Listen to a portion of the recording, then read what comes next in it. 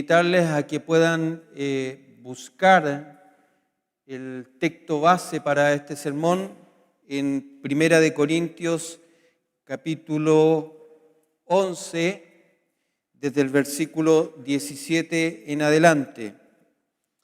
Leímos hasta el versículo 22, pero la predicación es desde el versículo 17 hasta el 34, o sea, hasta el terminal.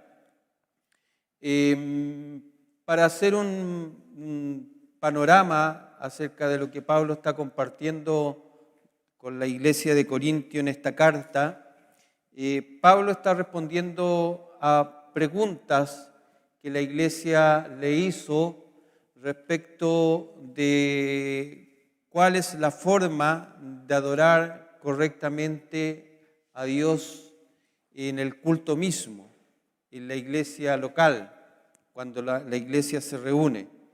Y por lo tanto esto también, aunque no es el tema, pero también esto reafirma la importancia de congregarse como iglesia local. Y esto también es un argumento a favor, sobre todo de aquellos que creen que basta simplemente con creer en Dios, creer en el Evangelio, pero no le dan ninguna prioridad a congregarse. La realidad de la comunión con Cristo y con los demás, principalmente el énfasis en el Nuevo Testamento es el culto público. Y en ese sentido nosotros debemos siempre priorizar congregarnos como iglesia, sobre todo en esta época tan difícil, en donde debido a este virus, ¿cierto?, ciertas libertades para reunirse, y justamente nosotros los creyentes, estas libertades han sido restringidas. Tenemos que valorar estos tiempos, estos momentos que tenemos para congregarnos, adorar al Señor y también escuchar su bendita palabra. Por lo tanto, en estas consultas, en estas preguntas que tienen los corintios, desde el versículo 11 hasta el versículo 14, Pablo va a responder estas inquietudes de los corintios y va a dar lineamientos, va a dar directrices de cómo tiene que ser el culto y cuáles son los principios reguladores que debemos guardar. Nuevamente, aunque el tema del sermón de esta mañana en particular y el anterior no es tanto sobre un principio regulador general de todo, también nuevamente las Escrituras nos dan señales de un principio regulador en el culto. Y por lo tanto nosotros tenemos que ir a las Escrituras para saber en el culto público cómo adorar. Para los reformadores del siglo XVI, dado que se habían perdido estos principios y la verdadera enseñanza del Evangelio se había perdido, también junto con las reformas acerca de las verdades del Evangelio, las verdades teológicas, las verdades doctrinales, también se ocuparon y tuvieron la preocupación de ir a las Escrituras y ver si había algún principio regulador cuando el pueblo de Dios se reúne. Y hay bastante información acerca de esto, el principio regulador en el culto público. Por lo tanto, nosotros no adoramos al Señor de acuerdo a nuestra imaginación, a nuestros gustos, a lo que nosotros queremos, sino que las Escrituras nos dan la forma en que debemos adorar al Señor. Y como les decía, desde el capítulo 11 hasta el 14, Pablo da estos lineamientos, da estas directrices. En primer lugar, en el sermón anterior nos enseñaba que hombres y mujeres deben mantener las diferencias de género respecto de su forma de vestir en el culto. Debe notarse una diferencia, debe haber una diferencia.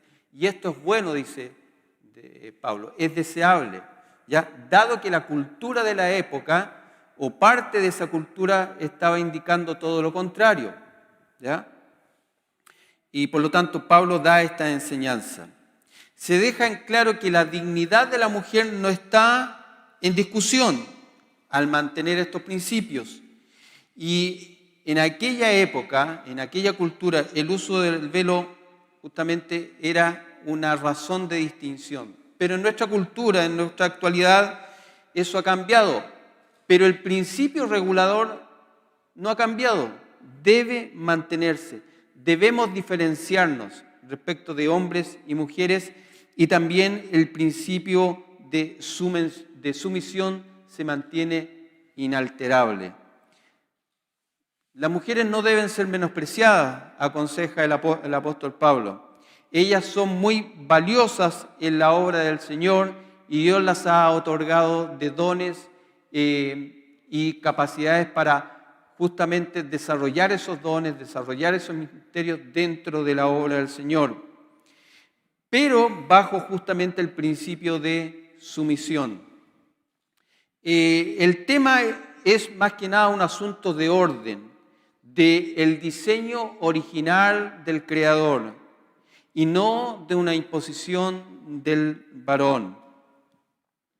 Ahora, Pablo, en este mismo capítulo, pasa a responder otra pregunta, y es que la cena del Señor es una simple ocasión social o debería tener un carácter espiritual, un carácter sagrado, dado la costumbre que tenían las iglesias de aquella época. Recuerden, en todo caso, que toda la carta de Corintios tiene un hilo conductor y por lo tanto ese hilo conductor nosotros no debemos perderlo. Cualquier cosa que hagamos debe hacerse en el amor del Señor, buscando ser de ayuda a los demás, sobre todo a los débiles en la fe, para que todos podamos crecer a la imagen de un varón perfecto, es decir, a la imagen de Cristo. Cuando en la hermandad, cuando en la congregación existen divisiones y problemas que no se han resuelto, tarde o temprano, esos problemas, esas divisiones salen a relucir durante el culto público. Y eso es lo que estaba ocurriendo en la iglesia de Corintio. Y esto debido justamente a esto, teniendo la cena del Señor como un sacramento tan especial, tan particular, tan sagrado, en donde la unidad y el amor de Cristo justamente se debían de reflejar, era la ocasión para que el amor de Dios entre nosotros y entre ellos, en la iglesia de Corintios, se reflejara de manera particular, con mucha más intensidad. Justamente esa cena, ese sacramento era causa de división y hasta menosprecio entre ellos. Y por lo tanto Pablo les va a señalar las acciones, las actitudes equivocadas que ellos tienen durante este sacramento. Primero les dice que tenían discusiones, discordias, disensiones entre ellos. Algunos se adelantaban a comer, ya voy a explicar esto, mientras otros quedaban con hambre. Recuerden que las iglesias de aquella época habían gente de muchos recursos, con dinero, pero la mayor parte de la población, por lo menos en la ciudad de Roma, no lo tengo claro en Corintio, pero la mayor parte de la población era esclava. En Roma el 80% eran esclavos. Y por lo tanto muchos no tenían recursos propios. Dice también que otros se embriagaban durante esta comida, durante esta cena. Y otros avergonzaban a aquellos que no tenían para alimentarse. Como le digo, vamos a explicar esto porque hay un detalle que hoy día nosotros no lo hacemos durante la Cena del Señor. La iglesia primitiva de aquella época, con frecuencia, junto con la Cena del Señor, como nosotros la realizamos, también celebraban una comida ágape, una comida de amor, en donde cada uno de lo que tenía llevaba. Y por lo tanto, primero hacían esta comida de comunión y posteriormente celebraban la Cena del Señor. Pero durante esta comida, como cada uno traía, es evidente que algunos traían más, los que tenían recursos, y otros traían menos, e incluso algunos no tenían nada. Recuerden que algunos eran esclavos. Y el problema de esto no era que todos compartieran, hicieran, como nosotros decimos, una olla común, una mesa común. No, los que tenían más se juntaban en un rincón, en un lugar, y compartían de él. Los que tenían menos, de una clase social menor, se juntaban en otro lugar. Y por lo tanto, aquellos que no tenían nada, miraban a aquellos que estaban comiendo en forma. Y esto era causa de división y causa de menosprecio, porque es un acto de menosprecio tener abundancia y no compartirlo con aquel que no tiene. Es un acto de menosprecio. Y por lo tanto, Pablo les enseña que eso es totalmente equivocado, errado. Y después de esto celebraban la Cena del Señor. Por lo tanto, la Santa Cena, la Cena del Señor, perdía todo su sentido. Como muchas veces nosotros hemos dicho, un acto religioso que no tiene como correlato, como consecuencia, el resultado de una vida moral, de una vida ética, de acuerdo a los principios del Señor, no tiene sentido. No tiene sentido que nosotros vengamos, nos reunamos y haya disensiones en nosotros, peleas, discusiones, o que levantemos nuestras manos, abramos nuestras bocas y nuestra vida sea un reflejo totalmente contrario a lo que estamos expresando. Y eso es lo que estaba ocurriendo. Pablo les dice, si van a estar con esta situación, coman en sus casas. Y después vengan al culto y celebren el culto y celebren la Cena del Señor. Su glotonería y embriaguez son una deshonra para el Señor. Versículos 21 y 22. Si los creyentes no se aman los unos a los otros, nunca podrán participar de manera correcta y adecuada de la Cena del Señor y por lo tanto ser bendecidos espiritualmente en ese acto, en esa acción. También a partir de eso les enseña el verdadero significado de la cena, desde el versículo 23 al 26. Les dice que el símbolo del pan representa el cuerpo de Cristo. Y cuando nosotros estamos masticando ese pan, estamos haciendo una referencia, un recordatorio, y estamos moliendo el cuerpo de Cristo, así como fue molido a golpes, azotes y traspasado por clavos en la cruz del Calvario. El símbolo del vino representa la sangre de Cristo derramada en la cruz. Y cuando tomamos la Cena del Señor, anunciamos que Cristo fue muerto por nuestros pecados y también anunciamos que Cristo también vendrá a buscar a su pueblo, a su iglesia amada. Y en ese sentido, cuando hacemos esto, con esta actitud, con este conocimiento, tenemos plena y verdadera comunión con el cuerpo de Cristo.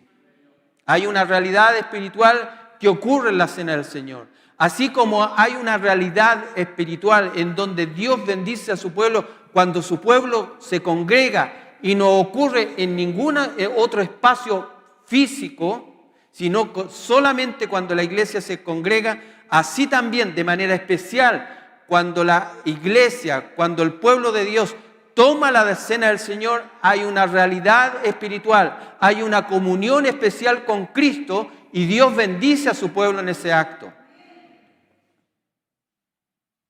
Pero Pablo también les dice y les advierte acerca de tomar indignamente la Cena del Señor.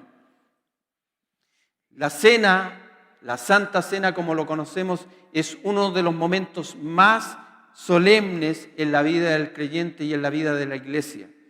El apóstol Pablo advierte en contra de tomar indignamente la Santa Cena. Si lo haces, dice, eres culpable del cuerpo y de la sangre de Cristo. Y serás juzgado por Dios. Incluso Pablo advierte en estos versículos 27 y 28, de que algunos pudieran enfermar, incluso morir, como estaba ocurriendo en la iglesia de Corintio. Para muchos creyentes, esta advertencia es un signo que les produce terror y miedo. Y muchas veces cuando vamos a tomar la cena del Señor, en vez de ser un momento de gozo, de alegría, de compartir, algunos evitan tomar la cena por estos pasajes y dicen, no, porque voy a tomar la cena indignamente y capaz que el Señor me mande una enfermedad o muera en el acto. Ocurre muchas veces con creyentes que no quieren tomar la cena del Señor. Pablo continúa diciendo que cada uno de nosotros al hacer este acto debe probarse a sí mismo, examinarse a sí mismo. Porque quien no lo hace, quien no se examina, quien no se prueba, dice, juicio bebe para sí mismo. Y como decíamos, esa era la evidencia, y Pablo así lo establece, que había muchos enfermos en la iglesia de Corintio. Otros incluso, dice, habían muerto a causa de esto, y por lo tanto cada uno debe examinarse para no ser juzgado anticipadamente. Ahora, frente a alguna duda que tuviéramos respecto de tomar el concepto de tomar indignamente la cena del Señor, ¿qué significa tomar indignamente la cena del Señor? Esta severa advertencia del apóstol Pablo, que uno no la debe pasar por alto, nos lleva a la pregunta justamente de qué significa tomar indignamente la cena del Señor. ¿Cómo puedo tomar dignamente de esta cena y evitar ser juzgado para no enfermar o incluso morir? Cuando escuchamos las palabras del apóstol Pablo sobre participar indignamente de la Santa Cena, instintivamente nosotros nos evaluamos, automáticamente nos evaluamos nuestro comportamiento los días previos. Cuando se nos dice, por lo menos nosotros como iglesia, que tal día vamos a celebrar la cena, automáticamente nosotros decimos, ¿estaré preparado? ¿Podré hacerlo? ¿Estoy en condiciones? ¿Me he portado lo suficientemente bien? ¿He sido bueno? ¿He leído la palabra del Señor? ¿He orado? ¿Me he comportado de acuerdo a lo que establece la palabra del Señor? Hacemos este examen instintivamente. Y hacemos un checklist, podríamos decir. Sí, oré, leí la palabra, me porté bien.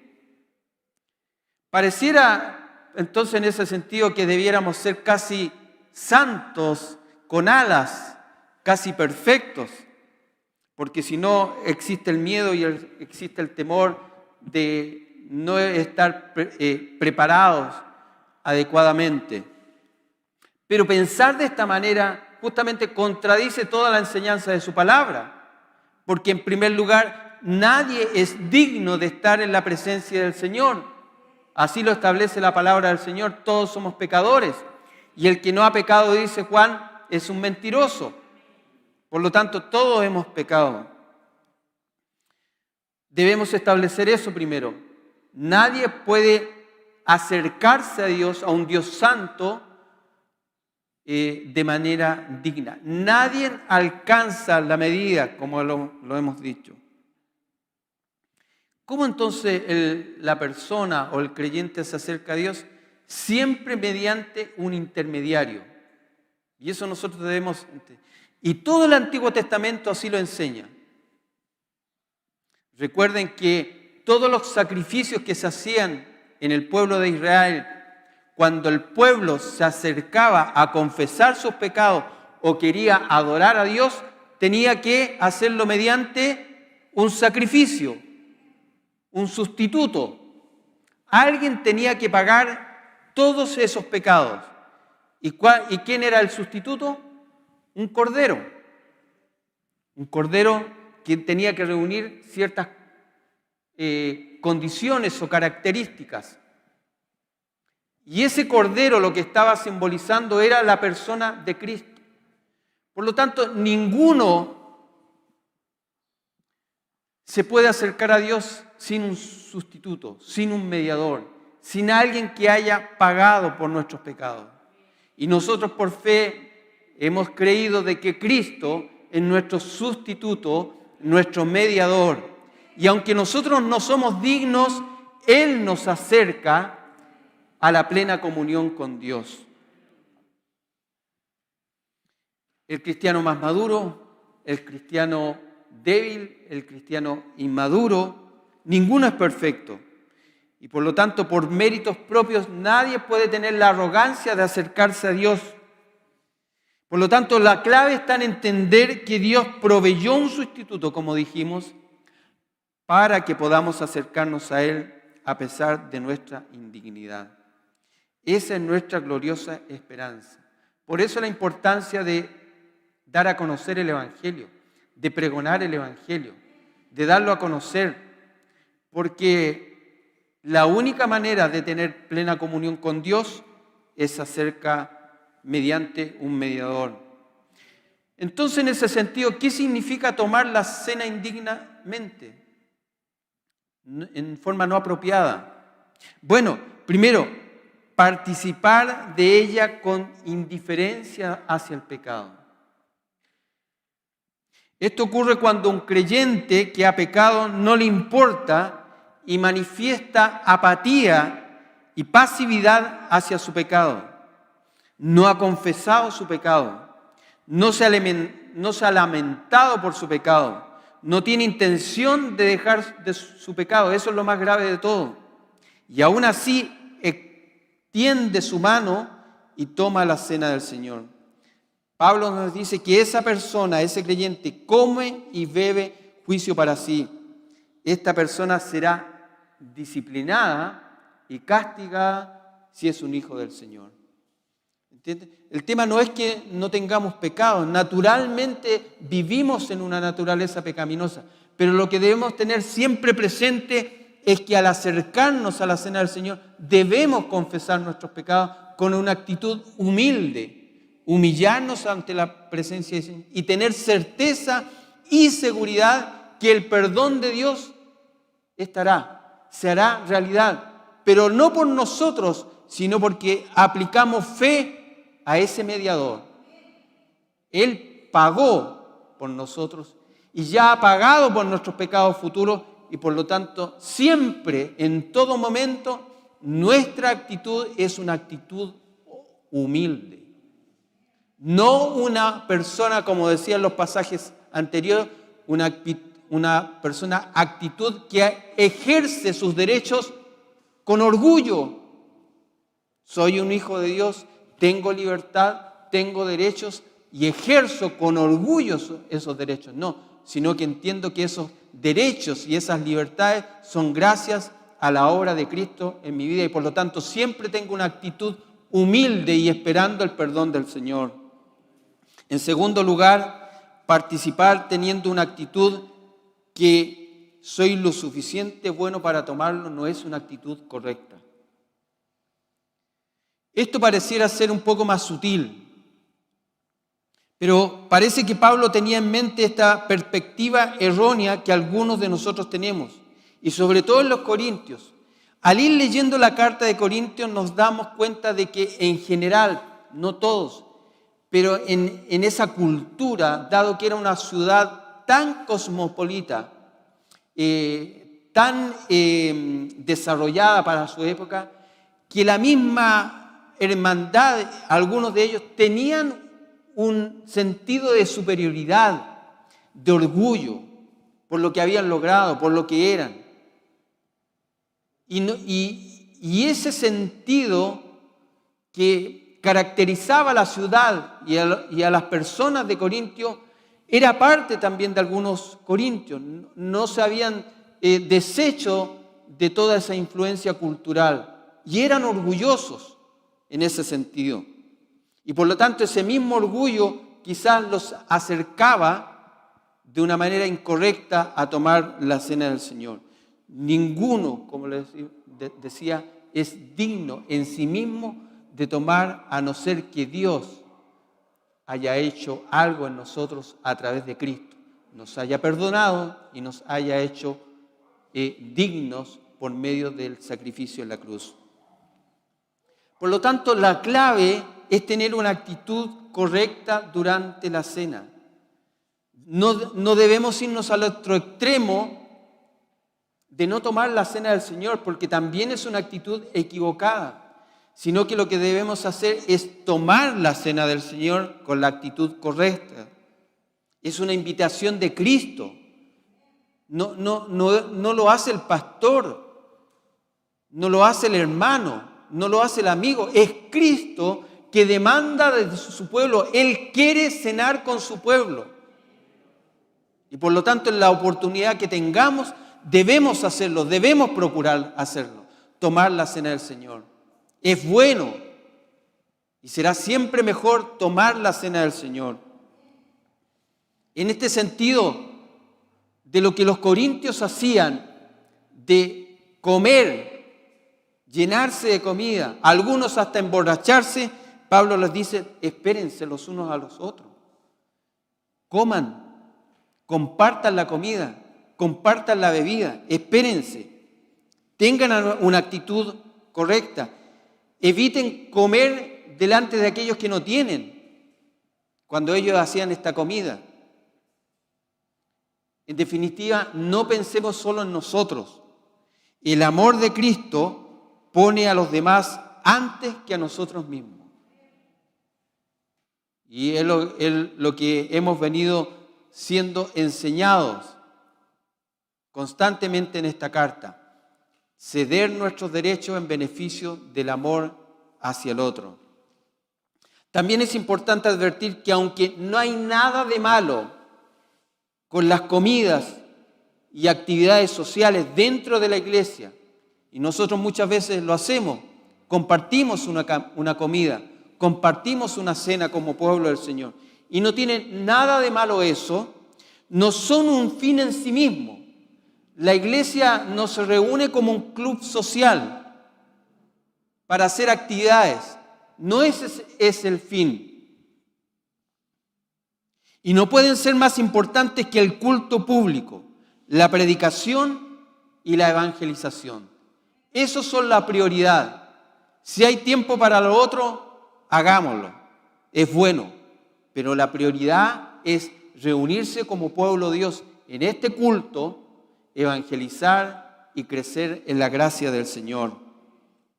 Para esto, para no perder el foco de lo que somos como iglesia, como cuerpo de Cristo, se necesita discernimiento espiritual para mantener a la iglesia haciendo lo que se supone que debe hacer y no apartarla con desvíos innecesarios. Sobre todo en esta época que justamente en muchos lugares ocurre esto.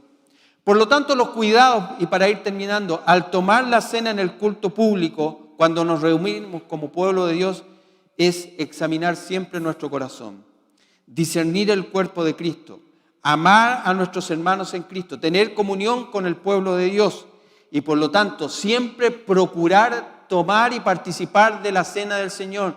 No es una buena señal, no es un buen signo evitar, a no ser que usted en conciencia crea que es necesario evitarlo. Pero lo más importante es el acto, el arrepentimiento. Y el arrepentimiento verdadero siempre nos lleva a cambiar. El arrepentimiento falso es simplemente un remordimiento emocional. Estoy pecando, estoy haciendo esto, que no es la voluntad del Señor, lloro al Señor, pido que los hermanos oren por mí, pero nunca cambio. Eso simplemente es remordimiento emocional. El arrepentimiento verdadero es un cambio de actitud. La cena del Señor no tiene como propósito imponer culpa sobre nosotros. No ese es el fin, sino dirigir nuestra atención a la maravillosa obra de Cristo, lo que Cristo hizo por nosotros que ningún ser humano puede hacer. El pan y el vino representan su cuerpo molido y su sangre derramada por amor a nosotros. Y esto nos hace dignos de tomar de ella y acercarnos a un Dios perfectamente santo. Que el Señor nos bendiga para que así como la iglesia de Corintio pudo reflexionar sobre esto, pudo recapacitar y enmendar el rumbo equivocado, así nosotros también, que el Señor nos ayude para que cada enseñanza de su palabra sea un desafío para nosotros, para que la mente de Cristo y la persona de Cristo se vaya haciendo realidad en cada uno de nosotros. Para el Señor, honra y gloria.